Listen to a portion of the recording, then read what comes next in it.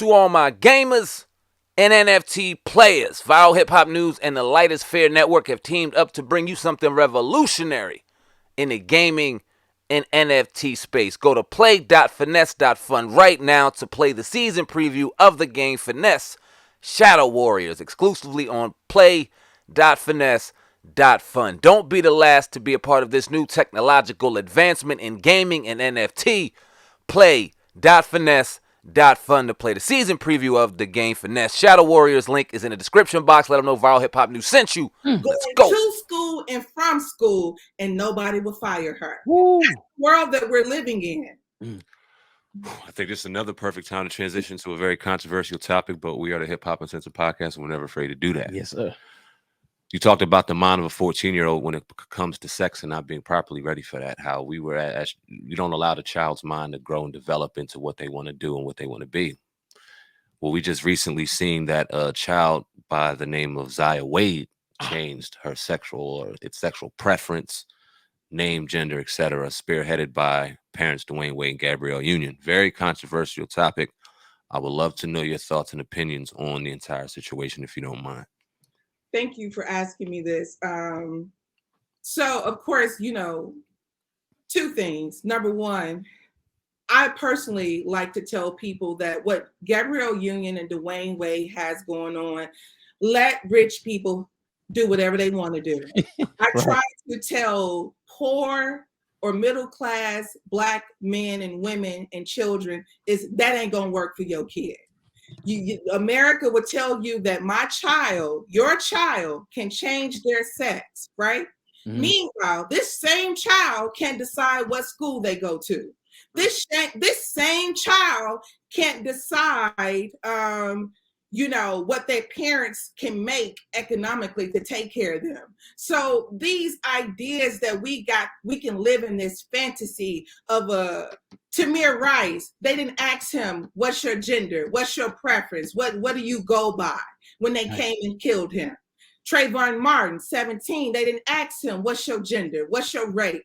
It was none of that. So some of the social issues that young Black children really got to go through, we can't even start talking about sex changes because we got to talk about these children getting home. We got to talk about them getting teachers to educate them. Like we can't think about how you feel on the inside. Cops ain't asking that question. Yeah. But I will say that I believe wholeheartedly that it's just rich people doing what rich people want to do. I mean, Gaberielle Union and Dwayne Wade is not the spokesperson for anything of Black progression.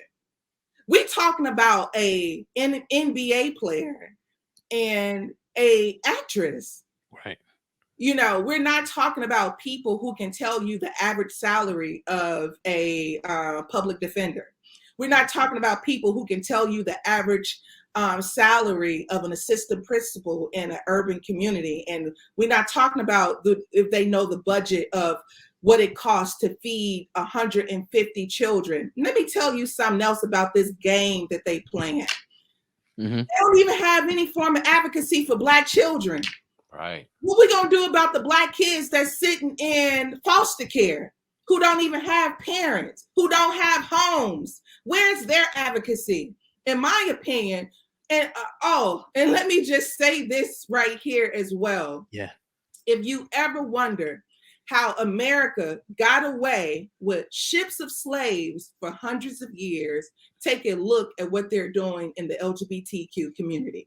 When I say this, I want to say that how America got away with slavery, how America got away with calling us the N-word for hundreds and hundreds of years is that they made it a societal standard. They made it that this is law.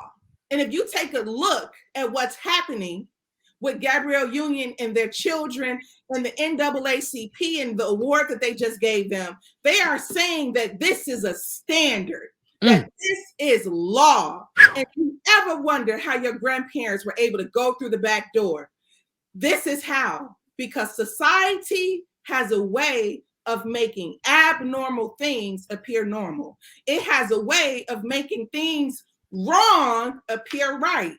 And then guess what? When there were people who were trying to say, I don't think it's right for a Black person to be a slave, and I'm gonna hide them in my basement, there were other people around them saying, you aren't supposed to do that. And when you have an opinion about the LGBTQ transition for children, you'll hear people fight you down and give you reasoning why this is okay. But let me tell you something. It may be okay in your world, but over here, I ain't going there yet.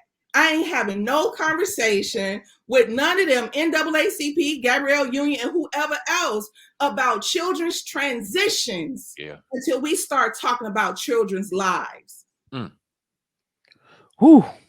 Bringing some heat today. I want to, where I want to go. Let's talk about Malcolm X. That's my favorite. Yeah, I see you had him in the background. Oh, he wasn't. Oh, he's still back there. Okay. Yeah. His family now is coming together. Now his estate to sue the CIA, the FBI, and the New York Police Department for concealing, key evidence that had to do with his murder. What is your thoughts on that?